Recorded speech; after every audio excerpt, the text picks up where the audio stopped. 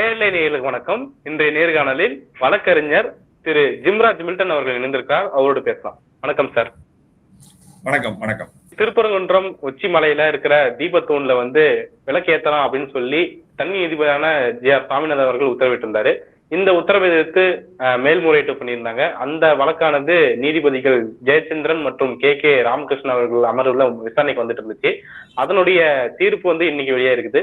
அதுல நீதிபதி ஜே.ஆர். சாமிநாதன் அவர்கள் கொடுத்த தீர்ப்பு செல்லத்தக்கது அப்படின்னு சொல்லி தீர்ப்பு கொடுத்துருக்காங்க. அங்க தீபம் ஏத்தலாம் அப்படின்னு சொல்லி அவங்களும் ஆமோதிச்சிருக்கிறாங்க. இதுல குறிப்பா சொல்றது என்னன்னா, அவங்க சொல்றபடி பார்த்தோம்னா, அந்த தீபத்தூண்ல விளக்கை ஏத்தக்கூடாதுன்னு சொல்லி ஆகம விதிகள்ல எந்த ஆதாரமும் இல்ல அப்படின்றத அரசு நிரூபிக்கல, கூடவே தர்கா தரப்பும் நிரூபிக்கல அப்படிங்கிற வார்த்தையை குறிப்பிடுறாங்க. இந்த விஷயத்தை நீங்க எப்படி சார் பாக்குறீங்க? பெட்டிஷன் போட்டவங்க நிரூபிக்க வேண்டியதில்லை, அரசாங்கம் தான் நிரூபிக்கணும். இது ஒரு துரதிருஷ்டவசமானது. இந்த தீர்ப்பு ஒரு துரதிருஷ்டவசமானது. ஒரு அரசியலமைப்பு சட்டத்தின்படி, அரசியலமைப்பு சட்டம் சில உரிமைகள் கொடுத்திருக்கு ஒரு மதத்தை பின்பற்றக்கூடியவங்களுக்கு. அதுல சில நெறிமுறைகள் இருக்கு, ஏற்கனவே முன் தீர்ப்பு முறைகள் இருக்கு. இந்த எல்லா நெறிமுறைகளையும் தூக்கி போட்டுட்டு ஒரு அநீதியான ஒரு சட்ட நெறிமுறைகளுக்கு உட்பட்டு இல்லாமல் ஒரு கட்ட பஞ்சாயத்து முறையில இந்த தீர்ப்பு வழங்கப்பட்டிருப்பதா நான் பாக்குறேன். கட்ட பஞ்சாயத்துனா எப்படின்னா, சில முறைகள் இருக்கு. இப்போ மனுதாரர் தாக்கல் செய்யறாரு. மனுதாரர் ஒரு ஹிந்துன்னு சொல்றாரு. ஒரு ஹிந்து கோயில்ல நாங்க தீபம் ஏற்றணும்னு சொல்றாங்க. தீபம் ஏற்கனவே 100 வருஷமா ஏத்திக்கிட்டு இருக்கோம், இதுதான் முறைன்னு அவங்க சொல்றாங்க. அப்படின்னா இது தாண்டி இன்னொரு முறை இருக்கு அப்படின்னா மனு போட்டவங்க தானே நிரூபிக்கணும். இதுதான் அரசு எடுத்த, ஹெச்ஆர்என்சி எடுத்த முதல் வாதம்.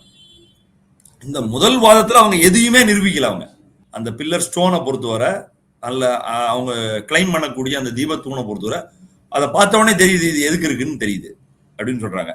இன்னொன்னு, அரசாங்கத்தை ஏஎஸ்ஐட்ட இருக்கக்கூடிய மெட்டீரியல்ல இருந்து அரசை நிரூபிக்க சொல்றாங்க. நீங்க இது தியோடரைட் ஸ்டோன்ங்கிறத நீங்க நிரூபிக்கணும்ல. இந்த கேள்வியே ரிட் அப்பீல்ல தான் வந்திருக்கு. இப்போ நடந்த இந்த பெஞ்ச்ல தான் வந்திருக்கு. இது தியோடரைட் ஸ்டோன் நிரூபிக்கலன்னு அவர் சொல்றாரு. தியோடரைட் ஸ்டோன்ங்கிறத சில பேப்பர்ஸா பிரசன்ட் பண்ணியிருக்காங்க. அந்த பேப்பர்ஸ்ல பிரசன்ட் பண்ணிட முடியுமா, ஆய்வு பண்ணி முடிச்சிருமான்னா முடியாது. அடுத்து அது தியோடரைட் ஸ்டோன் அப்படிங்கிறது ஒரு தரப்பு சொல்லியிருக்காங்க, இன்னொருத்தர் சமணர் காலத்து தூண்னு சொல்லியிருக்காங்க. இப்படி ஒவ்வொருத்தரும் ஒவ்வொரு கருத்தை சொல்லியிருக்காங்கல்ல. சமணர் காலத்து தூண்னு சொல்லியிருக்காங்க. இன்னொன்னு, ஒரு மலைக்குன்றுல ஒரு மன்னர் நிறுவன தூணா கூட இருக்கலாம்ல. யார் நிறுவன தூண்னு தெரியல. அதுல விளக்கு ஏற்றக்கூடிய ஒரு பாரம்பரியம் இல்ல. மலை உச்சியில திருச்சியில ஏத்துறாங்க, திருவண்ணாமலையில ஏத்துறாங்கன்னா அது நூற்றுக்கணக்கான ஆண்டுகளாக தீபம் ஏற்றக்கூடிய இது இருக்கு. அதாவது மையமாக இது இதை சொல்லும் பொழுதே, இந்த திருப்பரங்குன்றம் மலையை பத்தி சொல்லும் பொழுது முதல்ல இது சிவன் கோயிலாக தான் இருந்துச்சு, பின்னர் தான் முருகர் கோயில் வந்துச்சு அப்படின்னு சொல்றாங்க. அடுத்து தீபத்தை ஏத்துறதுங்கிறது மிக ப்ராமினண்டா எங்க இருக்காங்கன்னா சிவாலயங்கள்ல ஏத்துறதா இருக்கு. முருகர் கோயில்ல எல்லா இடத்துலயும் ஏத்துறது இல்ல. ஆனா விளக்குங்கிறது என்ன விஷயம்? ஒரு விளக்கு ஏத்துறதுன்னா எல்லா மதங்களுக்கும் புனிதமானது. முதல் ஸ்டான்ஸாவே ஒரு பைபிள்ல உள்ள ஒரு வசனத்தை சொல்லியிருக்காங்க. அதாவது தேவன் வெளிச்சம் உண்டாக கிடவது என்றால் வெளிச்சம் உண்டாயிற்று அப்படின்னு சொல்லிட்டு பைபிளுடைய 3வது வசனம் வரும், பைபிள் தொடங்குனதுல இருந்து. அந்த வசனத்தை இதுல கோட் பண்ணியிருக்காங்க. அப்படின்னா என்னன்னா, ஒரு வெளிச்சம்.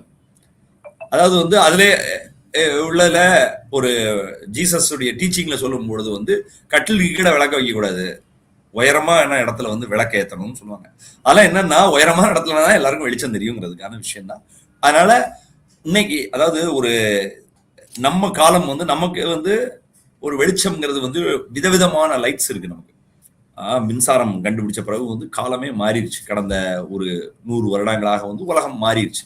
அதுக்கு முன்னாடி இந்த மாதிரியான ஒரு பில்லர்ஸ்ல அங்க வெளிச்சத்துக்காக இப்படி தூணை ஏற்றி வைப்பதுதான் ஒரே வழி. அப்போ பல காரணங்கள் இருந்திருக்கலாம். அத அப்போ இது எப்படி அரசாங்கம் நிரூபிக்க முடியும்? திடீர்னு ஒரு கேஸ் வருது.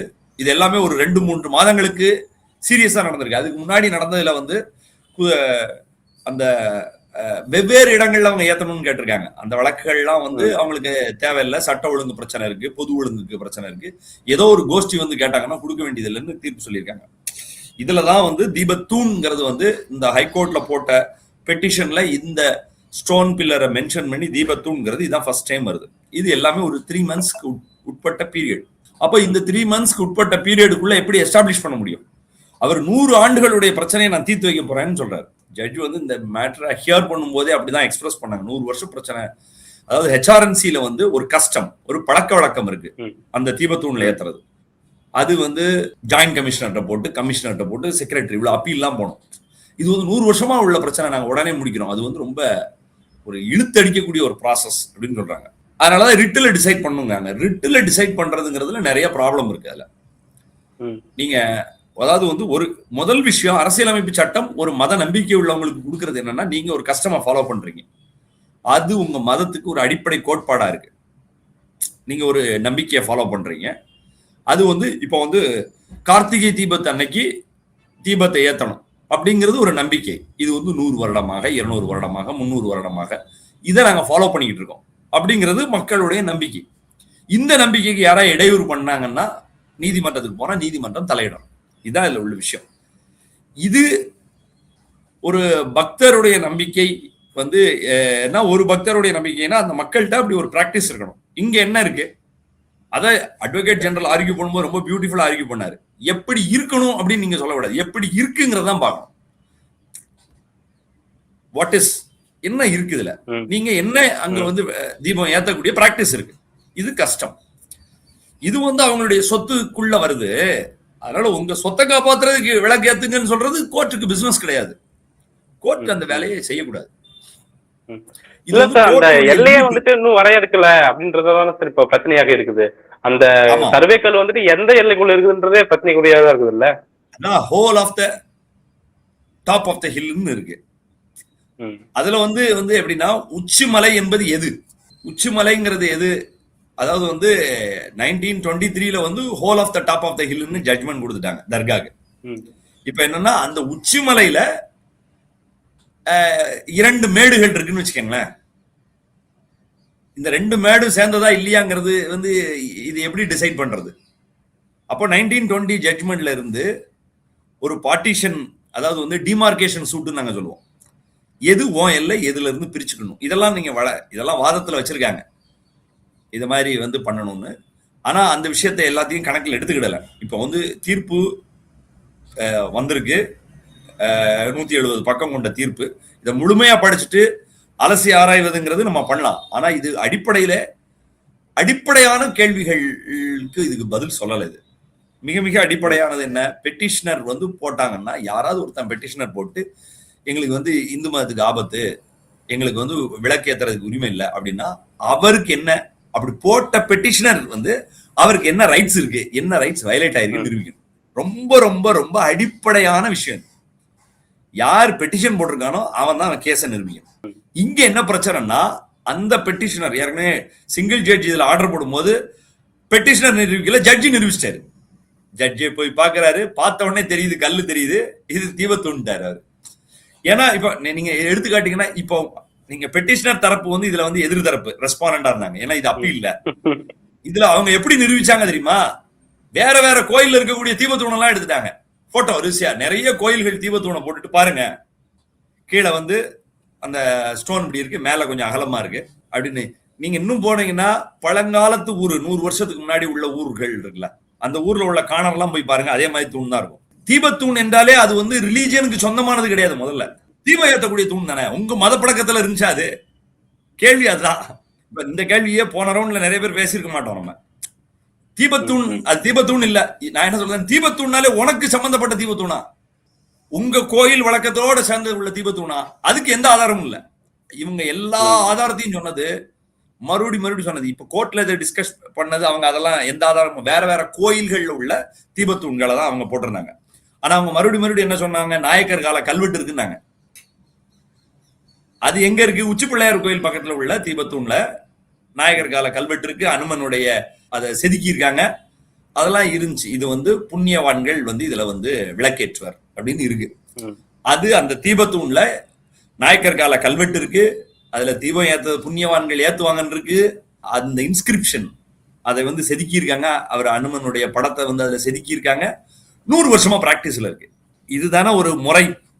இந்த இதுக்கு அந்த எந்த முறையும் இல்லை. இப்போ ஏஎஸ்ஐக்கு வந்து சில டாக்குமெண்ட்ஸ் கொடுத்துருக்காங்க.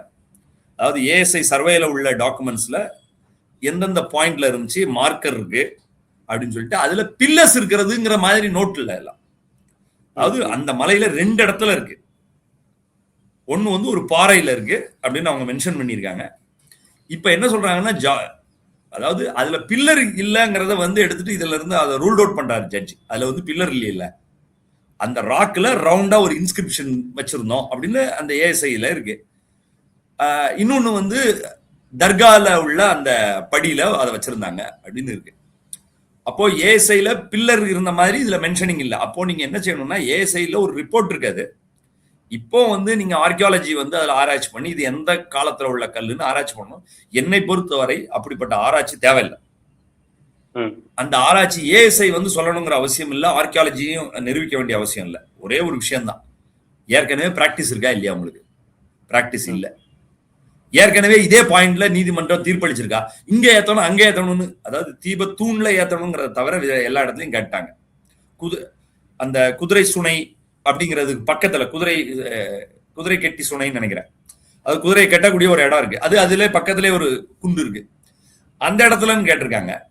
தர்காக்கு மேல ஏத்தணும்னு கேட்டிருக்காங்க. அப்ப என்னன்னா டெம்பு எங்க ஏத்தணும்னு தெரியாம ஏத்தணும்னு கேட்டுக்கிட்டு இருக்காங்க 30 வருஷமா இங்கதான் ஏத்தணும்னு அவனுக்கு ஐடியா கிடையாது. அங்க தர்கா இருக்கு ஏத்தணும். இப்போ பெட்டிஷன் போட்டவனுடைய இன்டென்ஷனை புரிஞ்சுக்கணும்.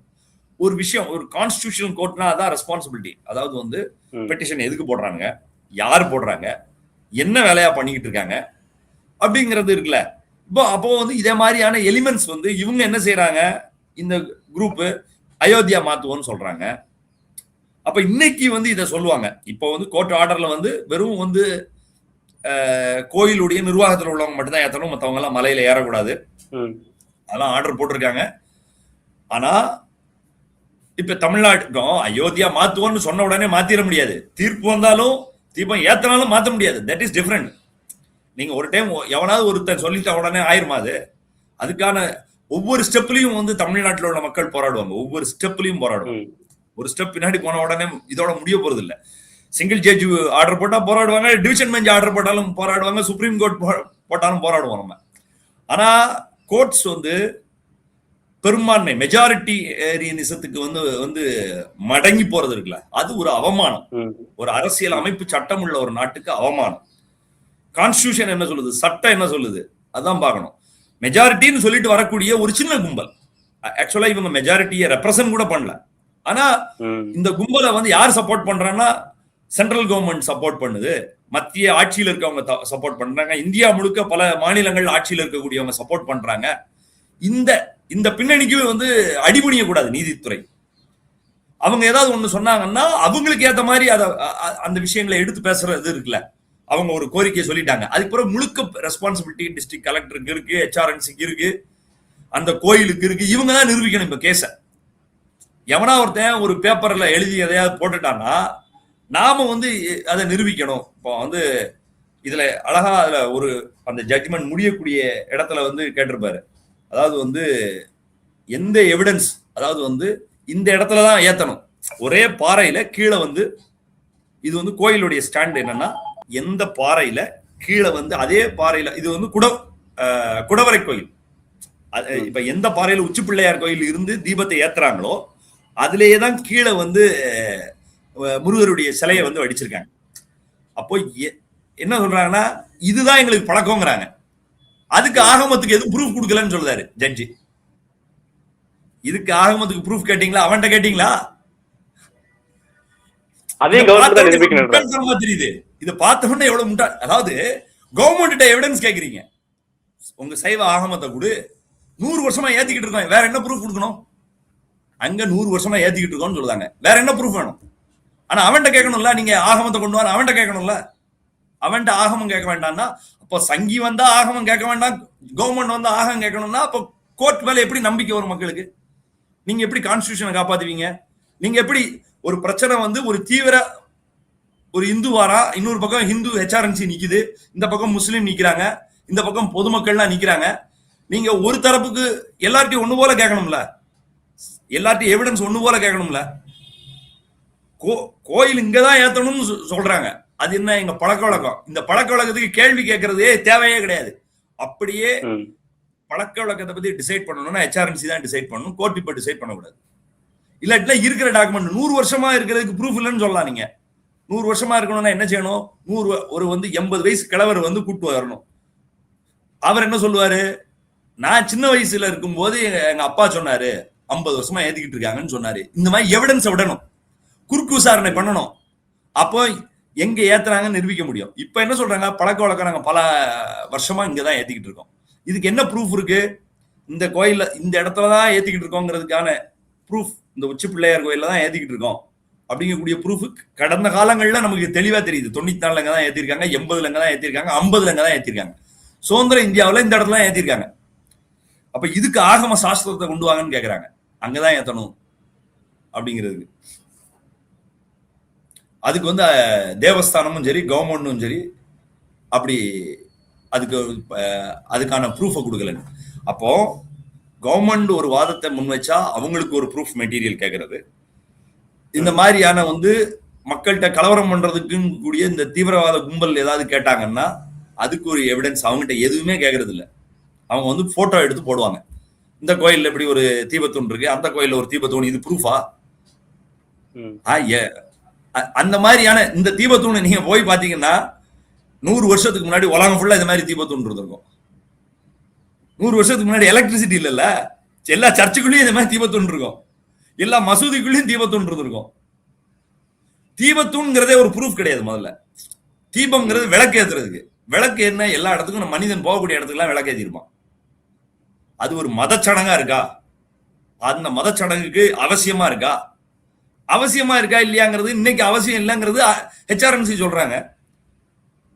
ஹெச்ஆர்என்சி தேவையில்ல, இந்த கும்பல் கேட்கறதுக்கெல்லாம் கொடுக்க முடியாதுங்கன்னு சொல்றாங்க. அப்ப இவங்களுக்கு இதே 2017 டீல் பண்ணிட்டாங்க. லா அண்ட் ஆர்டர் தான் முக்கியம். ஏற்கனவே தர்கா வழியோடி போகணும், படிக்கட்டு வழியோடி ஏறி போகணும், எதுக்கு தகராறு வேண்டாம், இவ்வளவுதாங்க. இது ஒரு காமன் சென்ஸ்ல இருந்து எடுத்த முடிவு தான். இந்த காமன் சென்ஸ்ல இருந்து எடுத்த முடிவை சுத்தி சுத்தி லிட்டிகேஷன் நடத்தும் போது இந்த நாட்டுல நியாயம் கிடைக்காதுங்கிறதுக்கு மற்றும் ஒரு தீர்ப்பு இது. அப்போ அரசியலமைப்பு சட்டம் புரிய வைப்பதற்கும் அப்படிப்பட்டவர்கள் நாட்டுல ஒரு ஒரு செல்வாக்கு செலுத்துவதற்குமான ஒரு போராட்டம் என்பது ஒரு பெரிய போராட்டம் நமக்கு தேவைப்படுதுன்னு நினைக்கிறேன். இப்போ நீதிபதிகள் குறிப்பிடும் போது இந்த பொது அமைதி கெட்டுரும் அப்படின்னு சொல்லி அரசு பயப்படுறது அப்படிங்கிறது அவங்களுடைய இயலாமையை காட்டுது, அவங்களுடைய கற்பனைவாதம் மாரி இருக்குது அப்படின்னு சொல்லி அவங்க குறிப்பிடுறாங்க. குறிப்பா சொல்லணும்னா சட்ட ஒழுங்கை பற்றிய அச்சம் அப்படிங்கிறது ஒரு சமூகத்து மேல இன்னொரு சமூகத்துக்கு சந்தேகத்தை ஏற்படுத்தும் வகையில ஏற்படுத்தப்பட்டதுதான். அது அரசே செய்து அப்படிங்கிறது ரொம்ப கண்டனத்துக்குரியது அப்படிங்கிற வார்த்தையெல்லாம் பதிவு பண்றாங்க. அந்த விஷயத்தை எப்படி பாக்குறீங்க? அதாவது சட்ட ஒழுங்கு ஏற்படும்ங்கிறது இருக்குல்ல, சட்ட ஒழுங்கு பிரச்சனை எப்படி வேறும்னா, இவங்க போய் தீபம் ஏத்துறாங்க, தீபம் ஏத்திட்டு அதோட நிறுத்தக்கூடிய கும்பல் கிடையாது இவங்கன்னு அரசாங்கம் நினைக்குது. இவங்களுக்கு ஒரு இன்டென்ஷன் இருக்கு அப்படின்னு நினைக்குது. இப்போ இத பத்தி டீடைலா டீல் பண்றது இருக்குல்ல, இது இப்போ ஏற்கனவே அடுத்த நாளே அந்த கண்டெம்ட்ல அப்பீல் போனாங்க. இதே பெஞ்சஸ் ஜஸ்டிஸ் ஜெயச்சந்திரனும் ஜஸ்டிஸ் ராமகிருஷ்ணனும் தான் ஆர்டர் போட்டாங்க. நீதிபதிகள் அப்படி ஒரு வியூ எடுக்கிறாங்க. அதாவது இதெல்லாம் சட்ட ஒழுங்கு பிரச்சனை இல்ல, எந்த பிரச்சனை வந்தாலும் சட்ட ஒழுங்கு காப்பாற்ற வேண்டியது உங்க வேலை அப்படின்னு அவங்க சொல்றாங்க. ஸ்டேட் எப்படி நினைக்குது? ஒரே வியூ நிறைய நேரங்கள்ல மாறும். ஒரே ஒரு வியூ தான், அது காலத்திற்கு ஏற்ற மாதிரி நிறைய நேரங்கள் மாறும். நீதிபதிகள் தவறான கருத்து தான் அதுல சொல்றாங்க. அதுல என்ன எப்படி விஷயம்னா, நான் சொல்றேன், இந்த கும்பல் எங்க பார்த்தாலும் சரி, இப்போ நாய் அலைஞ்சிச்சுன்னா எந்த போஸ்டர் பார்த்தாலும் காலை தூக்கிட்டே அலையும் பார்த்திருக்கீங்களா? அது மாதிரி இவங்க எங்க பார்த்தாலும் சரி இந்துக்களுக்கு ஆபத்து, இந்துக்கள் பிராக்டிஸ்க்கு ஆபத்து அப்படின்னு சொல்லிட்டு இல்லாத ஒன்னா சொல்லிக்கிட்டே அலைவாங்க. இப்போ இதுல தமிழ்நாட்டில் எடுத்துக்கிட்டீங்கன்னா இந்த திராவிட ஆட்சி, இவங்க இந்துக்களுக்கு எதிரான ஆட்சி, இந்துக்களுக்கு பாதுகாப்பு இல்லாத ஆட்சி, ஹெச்ஆர்என்சியை வச்சுக்கிட்டு கொள்ளையடிக்கிறாங்க இப்படி. அப்போ இதுக்கு எந்த மெட்டீரியலும் கிடையாது. இப்போ லாவண்யா தற்கொலையை மதம் மாத்தம்னா தற்கொலைக்கு தூண்டுனதுன்னு அவங்க சொன்னாங்க. அப்போ இந்த மாதிரி எதை வேணாலும் சரி ஒரு மெஜாரிட்டியை வெறியூட்டுறதுக்கான வேலைகளை செய்யறாங்கிறது இந்த அரசாங்கம் முடிவெடுக்குது. இவங்க மெஜாரிட்டியை வெறியூட்டுறதுக்கான முயற்சி எடுத்துக்கிட்டு இருக்காங்க. அப்படி மெஜாரிட்டி எல்லாரும் வரல, ஆக்சுவலா இவங்க சொல்றதுக்கு வரல, ஆனா இவங்களுடைய முயற்சி அதை நோக்கி போய்கிட்டு இருக்கு அப்படின்னு ஸ்டேட் நினைக்குது. அப்போ இவங்களுக்கு பெர்மிஷன் கொடுக்க வேண்டாம்னு நினைக்கிறாங்க. லா அண்ட் ஆர்டர் பிரச்சனை வரும். இவங்க இது பண்ணாங்கன்னா இது எங்க தர்கா வழியோடி நீங்க போகணும், எங்க படிக்கட்டு வழியோடி ஏறி போகணும்னு இஸ்லாமியர்கள் எதிர்க்கக்கூடிய வாய்ப்பு இருக்கு, எதிர்க்கிறாங்க. இப்ப முஸ்லீம் யாருமே எதுக்கலன்னு சொல்லுவாங்க கேட்டீங்கன்னா, முஸ்லீம் யாருமே எதுக்கல ம் அப்படின்னு. தர்கா வழிபாடே உங்க வழிபாட்டு முறை கிடையாது. அதாவது உன் வழிபாட்டு முறையை பத்தி கேட்டா அவன் வழிபாட்டு முறைக்கு போயிருவாங்க. தர்கா வழிபாட்டு முறை வந்து ஒரு இந்திய மயமாக்கப்பட்ட ஒரு இஸ்லாமிய வழிபாட்டு முறை.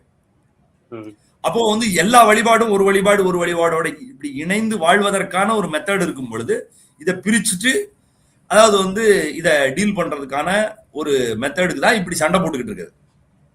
இந்த மலையில வந்து மலை உச்சில ஏத்தணும். 90கள்ல இருந்து இதே வேலையை செஞ்சிருக்காங்க. 90கள்ல இருந்து 94ல ஒரு கேஸ், 2014ல ஒரு கேஸ்ன்னு இதே வேலையா செய்யக்கூடிய இந்த குரூப் வந்து அங்கங்க போய் பிரச்சனையை கிளப்புறது. இந்துக்களுக்கு அநியாயம் நடக்குது, கோயில்ல விளக்கேற்ற முடியல, அதுல ஒரு பிரச்சனை இருக்கு, இதுல ஒரு பிரச்சனை இருக்கு, இல்லாத பிரச்சனைய இருக்கதா சொல்றதுனால இது வந்து நாளடைவில் ஒரு பெரிய சமூக நல்லிணக்கத்துக்கு பாதிப்பு வரும்னு நினைக்கிறாங்க. இது வந்து ஜட்ஜி ஒத்துக்கிடாமலும் போலாம். அவர் ஒத்துக்கிடாம கிண்டல் பண்றாரு. அவருக்கு ஒரு வியூ இருக்கு. நான் என்ன சொல்றேன்னா, இண்டிவிஜுவலுடைய வியூ, சாமானியர்களுடைய வியூ வந்து அவங்களுடைய பொலிட்டிக்கல் ஐடியாலஜில இருந்தும் அவங்களுடைய திங்கிங்ல இருந்து ரிஃப்ளெக்ட் ஆகும். அப்போ வந்து அதுல இருந்து அவங்க ஒவ்வொருத்தரும் ஒவ்வொரு கருத்து சொல்லுவாங்க. நாம் பேசிக் பிரின்சிபிள்ஸ் எப்படி ஃபாலோ பண்ணணுங்கிறதா. லா அண்ட் ஆர்டர் விஷயத்த வந்து நீங்க டீடைலா ஹியர் பண்றீங்க, பண்ணிட்டு நீங்க ஒத்துக்கிடாம இருக்கிறீங்க, இது லா அண்ட் ஆர்டர் வராதுன்னு சொல்றீங்க. அன்னைக்கு இந்த பிரச்சனைக்கு நீ பயப்படாத, மிலிட்டரியா இருக்கு, போலீஸா இருக்கு, நீங்க சொல்லலாம், நீங்க எது வேணாலும் சொல்லலாம் சொல்லும் போது. ஆனா அடிப்படையானது என்ன? இதே இந்த டாக்டரின் வந்து மறுபடியும் மக்கள்கிட்ட கொண்டு போறது ஒரு மெஜாரிட்டேரியன் வெறியை ஏற்படுத்தும். இது என்னைக்கு ப்ராப்ளம் வரும்னு நமக்கு தெரியாது. பங்களாதேஷ்ல வந்து இன்னைக்கு வந்து இந்துக்கள் தாக்கப்படுறாங்க. என்னைக்கு தொடங்குச்சு அது? அதாவது வந்து ஒரு அடிப்படைவாத கருத்து வந்து ஒரு பெரும்பான்மையில் உள்ள மதத்தில் உள்ளவங்க எப்பயோ சொன்னதுல இருந்து தொடங்கும். அது பெரும்பான்மையா இருக்கிறவங்க அடிப்படைவாதிகளை நோக்கி நகர்ந்தாங்கன்னா அந்த நாடே வந்து பயங்கரமா. இலங்கை என்னாச்சு? கடைசி கட்ட போர்ல உள்ளதுல அது எங்க இருந்து தொடங்குச்சு? 1955ல தொடங்குச்சு. வெறும் இது வந்து இந்துக்களுக்கு எதிரானதுன்னு மட்டும் நிறைய பேர் பாக்குறாங்க. அதை நம்ம தெளிவா புரிஞ்சுக்கணும்.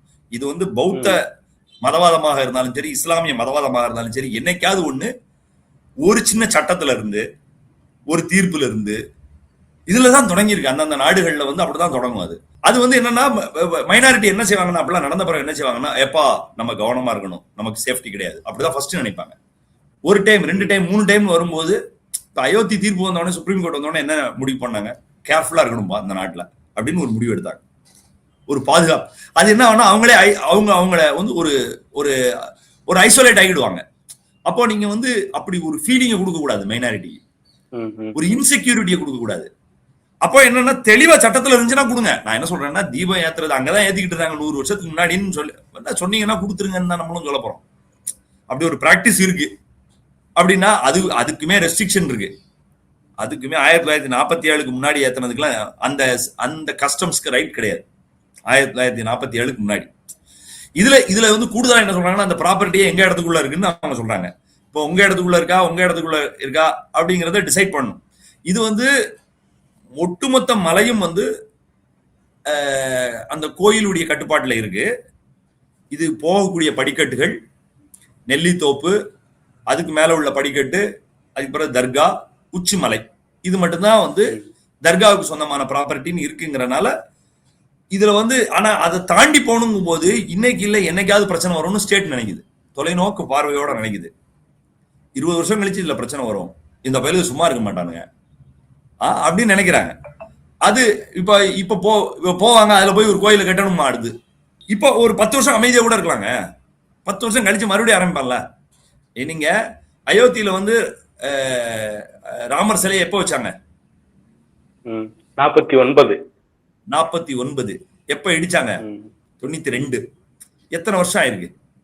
அப்போ ஒரு பெரும்பான்மை வந்து அந்த மதவெறிக்கு உள்ளாகிறதுங்கிறது ஒரே நாள்ல நடக்கிறது இல்லை. எல்லா பொதுவ மக்கள் என்னன்னா அன்றாட உழைப்பு, அவங்க வேலை, இதெல்லாம் கான்சன்ட்ரேட் பண்ணுவாங்க. ஆனா அதுக்குன்னு ஒரு கும்பல் சுத்திக்கிட்டே இருக்கிறாங்க. நம்ம நாட்டுல ஸ்பெஷலா சுத்திக்கிட்டு இருக்காங்க. அப்போ வந்து இதை வந்து கவனமா டீல் பண்ணணும்னு அரசாங்கம் டீல் பண்ணுது. அது அவருக்கு புரியல. நம்ம என்ன செய்ய முடியும்? இப்போ இத மேல்முறையீடு பண்றதுக்கான வாய்ப்புகள் எங்க சார் இருக்குது? ஏற்கனவே வாஞ்சிநாதன் அவர்கள் சொல்லும் போது, ஏற்கனவே இந்த வழக்கை வந்து 2 நீதிபதிகள் விசாரிச்சிருக்காங்க. அதை இந்த 2 நீதிபதிகள் எடுத்து விசாரிச்சதே ரொம்ப தப்பு அப்படிங்கிற விஷயத்த சொல்றாரு. இப்போ மேல்முறையீட்டுல என்ன வாய்ப்பு இருக்கு சார்? அதாவது 2 நீதிபதிகள் உள்ளதுல 2 நீதிபதிகள் விசாரிக்கிறது தப்பு கிடையாது. அந்த 2 நீதிபதிகள் உள்ளது ரெஸ்டியூடிகேட்டா கிடையாதுன்னு சொல்றாங்கல்ல, இது வந்து ரெஸ்டியூடிகேட்டா வராதுன்னு சொல்றாங்க. ஏன்னா இதே இஷ்யூ டிசைட் பண்ணல. அப்படி வந்துச்சுன்னா அப்படி அப்படி அவங்களுக்கு ஒரு கருத்து இருந்துச்சுன்னா இது நாங்க டிவிஷன் பெஞ்சில் டிசைட் பண்ணல, லார்ஜர் பெஞ்சை டிசைட் பண்ணணும். ஏன்னா ஒரு வியூ இருக்கு. ஆர்கியூ பண்றவர் சொல்றாரு இதே மேட்டரை ஏற்கனவே டிவிஷன் பெஞ்ச் டீல் பண்ணாங்க, சிங்கிள் ஜட்ஜ் டீல் பண்ணக்கூடாதுன்னு சொல்றாங்க. அப்ப சிங்கிள் ஜட்ஜ் இதை விசாரிச்சிருக்கே கூடாது, இது வந்து டிவிஷன் பெஞ்சில் பண்ண விஷயம். அதனால நீங்க டிவிஷன் பெஞ்சில் இவங்க அதுல கண்டினியூட்டி இருக்கு. அதாவது அதுல உள்ள கண்டினியூட்டில இருந்து எடுக்கிறாங்க. 94 ஒரு ஸ்பேஸ் கொடுக்குறாங்க. பக்தர்கள் இப்படி விரும்புறாங்கன்னு சொல்றாங்க. 94 தான் அந்த பிரச்சனை. இப்போ தமிழ்நாட்டில் அப்போ வந்து இந்த இந்து முன்னணி, RSS இதோடைய இதெல்லாம் பார்த்துருக்க மாட்டாங்க. அப்போ ஜுடிஷியரி என்ன சொல்றாங்கன்னா பக்தர்கள் விரும்புறாங்க, நீங்க கொஞ்சம் HRNC கன்சிடர் பண்ணுங்கன்னு சொல்லி அப்போ ஆர்டர் போட்டிருக்காங்க 94. ஆனா இவங்க கன்சிடர் பண்ணல. பீஸ் கமிட்டி மீட்டிங் எதுலையுமே ஒத்துக்கிடல, அரசாங்கம் ஒத்துக்கிடல, HRNC ஒத்துக்கிடல. 2014 வந்து ரிட் பெட்டிஷன் வராங்க, இவங்க போட்ட பெட்டிஷன் டிஸ்மிஸ். அப்பவும் டிவிஷன் பெஞ்சுக்கு போறாங்க. அதுக்கும் இதுக்கும் என்ன வித்தியாசம்னா அப்போ ஜட்ஜ் என்ன இது வந்து மைண்ட் வாய்ஸ்ன்னு சொல்லுவாங்கல்ல, அதாவது வந்து அப்போ தீபம் ஏத்தணும்னு ஆர்டர் போடல, அப்போ அது வேற இது வேறங்க. அப்ப தீபம் ஏத்தக்கூடாதுன்ட்டாங்க, அப்போ அது வேற இது வேற. இது வந்து நான் என்ன சொல்றேன்னா இவங்க ஆர்டர் போட்டாங்க, அது ஜட்ஜ்மெண்ட், அப்புறம் ஒன்றும் செய்ய முடியாது அதை. ஆனா கூட ஒரு நம்ம காமன் சென்ஸ்ல இருந்து அதை பாக்குறோம். தீபம் ஏத்ததுக்கு நான் என்ன சொல்றேன்னா இந்த பில்லர்ல ஏத்தணுங்கிறான், இன்னொருத்தன் வந்து தர்கா மேல ஏத்தணும்னு சொல்லியிருக்கான். இதெல்லாம் 2014-17. இன்னொருத்தன் வந்து அந்த குதிரை சுனை பக்கத்துல வந்து ஏத்தணும்னு சொல்லியிருக்காங்க. வெவ்வேறு மலைக்குண்டுல ஏத்தணுங்க, ஒரு இடத்துல வேண்டாம்ப்பா அதே இடத்துல ஏத்திட்டு போட்டுட்டாங்க. இப்ப இன்னொரு இடம் சொல்லிட்டாங்கன்னா எப்படி வேற கேஸ் ஆகும், எப்படி ரெஸ்டியூடிகேட்டா வராது. அப்போ அந்த விஷயத்த நாங்க என்னன்னா அது வேறன்னு சொல்லி டிஃபரன்ஷியேட் பண்ணும்போது எப்பவுமே வந்து ஜுடிஷியரியில உள்ள தீர்ப்புகள்ல அது வேறன்னு சொல்லும் போது சிங்கிள் ஜட்ஜா கூட விசாரிக்கலாம். ஆனா இதெல்லாம் ஒரு ஒரு டிசிப்ளினான நம்ம சிங்கிள் ஜட்ஜிட்ட ஜுடிஷியல் டிசிப்ளின் நம்ம சொன்னோம். இது வந்து ஒரு கான்ஸ்டிடியூஷனல் பெர்ஸ்பெக்டிவ்ல ஒரு குட் லா கிடையாது. இந்த ஆர்டர் வந்து ஒரு கான்ஸ்டிடியூஷனல் பெர்ஸ்பெக்டிவ்ல ஒரு நல்ல ஜட்ஜ்மெண்ட் இல்ல, இட் இஸ் பேட் இன் லா. ஏன்னா ஒரு டிவிஷன் பெஞ்சு 10 வருஷத்துக்கு முன்னாடி டீல் பண்ணியிருக்காங்க, கேட்டிருக்காங்க. எல்லா பார்ட்டியும் சேர்த்தாங்களா இல்லையாங்கிறது வேற. எல்லா பார்ட்டியும் அப்ப சேர்த்தாங்களா, இது தீபத்தூன்னு அவன் ரைஸ் பண்ணானா இல்லையான்ல, மலையில வேற ஒரு இடத்துல ஏத்தணும்னு தேர்ட் பார்ட்டி ஒருத்தன் கேட்டானா இல்லையா, அது கோர்ட் வேண்டாம்னு சொல்லிருச்சா இல்லையா. அப்போ வந்து நீங்க ஒரே ஒரு விஷயத்த விதவிதமா செய்ய ஒருத்தனுக்கு சான்ஸ் கொடுத்தீங்கன்னு வச்சுக்கோங்களேன். இது வந்து இந்த சில மூவிஸ்ல எல்லாம் வரும் தெரியுமா, இந்த சிம்பு நடிச்ச ஒரு படத்துல வரும், ஏதாவது ஒரு மிஸ்டேக் நடந்துருச்சுன்னா வந்து உயிர் வந்துடும். அதுல துப்பாக்கி வச்சு சுட்டாங்கன்னா, சிம்புவும் SJ சூர்யாவும் நடிச்ச படத்துல சுட்டா செத்துரும். அந்த இது வந்து மறுபடியும் வந்து உயிரை போனாலும் திருப்பி ரீலைஃப் வந்துடும், முதல்ல இருந்து தொடங்குன்னு சொல்லுவாங்க. அது மாதிரி சங்கிகளுக்குரிய உரிமை வந்து முதல்ல இருந்து தொடங்கும் உரிமை இருக்கு. நம்ம எல்லாம் போனோம்னா சாதாரண இடத்துல எங்கேயும் கோர்ட் அப்படி பெர்மிஷன் பண்றதா. நான் எதுக்கு அதை சொல்றேன்னா இதெல்லாம் சீர்தூக்கி பாப்பானா, காமன் மேன் ஜுடிஷியரி ஜட்ஜ்மெண்ட் அப்படி பாப்பானா இல்லையா. நம்ம போட்டோம்னா ரெஸ்டியூடிகேட் அப்ளை ஆகுது, ஒரு ரைட்டுக்கு ஒரு டைம் தான் கேஸ் பண்ணுங்கிறான்.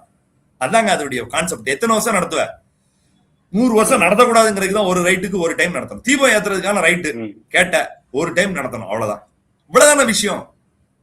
இது வந்து எத்தனை டைம் நடத்துவான், விதவிதமா நடத்துவான். இடம் வேற இடம்ங்கிறான், போட்ட பெட்டிஷனர் வேற. அப்படின்னா நீங்க வந்து சங்கிகளுக்கு மறுபடி வந்து சிம்புக்கு லைஃப் வந்த மாதிரி அதுல வந்துகிட்டு இருக்கு. அது வந்து இந்திய அரசியல் அமைப்பு சட்டத்துக்கு நல்லது இல்ல. பிஜேபி ஆட்சியில இருப்பதும் அந்த ஹிந்துத்துவாவுடைய கருத்து வந்து ரொம்ப ஸ்ப்ரெட் ஆகி அது நார்மல் ஆயிருச்சுன்னு நினைக்கிறேன். ஆகிட்டு இருக்கக்கூடிய முயற்சியில இருக்கக்கூடிய இடங்கள் இருக்கு. ஜுடிஷியரி அது மிகப்பெரிய அளவுக்கு அந்த தாக்கத்துக்கு உள்ளாயிருக்கு. பிஜேபிக்கு பயந்து அந்த ஆர்டர் போட்டாங்களா, இல்ல பிஜேபி கருத்துக்கே போயிடுறாங்களா எல்லாரும், இல்ல பிஜேபி கருத்து தான் சரி அப்படின்னு நம்ம எல்லாம் ஏத்துக்கிடணும்னு சொல்றாங்களாங்கிறது தெரியல. எதுவாக இருந்தாலும் இந்த நாட்டுடைய சகோதரத்துவத்துக்கும் சமத்துவத்துக்கும் எல்லா மத நல்லிணக்கத்துக்கும் இது நல்லது இல்லை. அதான் சார், மேல்முறையீட்டுல என்னென்ன வாய்ப்புகள் இருக்குது. அதே சமயம் இந்த இது தொடர்பான கேஸ் வந்து தொடர்ச்சியாக ஜெயச்சந்திரன் மற்றும் ராமகிருஷ்ணன் அடங்கிய அமர்வுக்கே போயிட்டு இருக்குது. அதை எப்படி நம்ம புரிஞ்சுக்கிறது?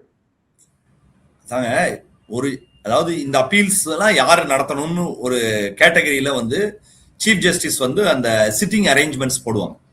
அது ஒரு period of time 2 months 3 months இருக்கும். சில நேரம் அதுவே கண்டினியூ ஆகும். நீங்க அந்த மாதிரி போர்ட்ஃபோலியோவை ஃபிக்ஸ் பண்றதுல கூட நம்ம வந்து சுப்ரீம் கோர்ட்ல வந்து ஒரு டைம் வந்து 4 ஜட்ஜஸ் வந்து இன்டர்வியூ கொடுத்தாங்க. நீங்க அந்த சிட்டிங் அரேஞ்ச்மெண்ட், அதாவது வந்து ரஞ்சன் கோகாய் உள்ளிட்ட 4 ஜட்ஜஸ் வந்து இன்டர்வியூ கொடுத்தாங்க. சீஃப் வந்து சில குறிப்பிட்ட ஜட்ஜஸ்க்கே போர்ட்ஃபோலியோ கொடுக்குறாங்கிற மாதிரி ஒரு அலிகேஷன்ஸ் வந்து அதுல இருந்துச்சு.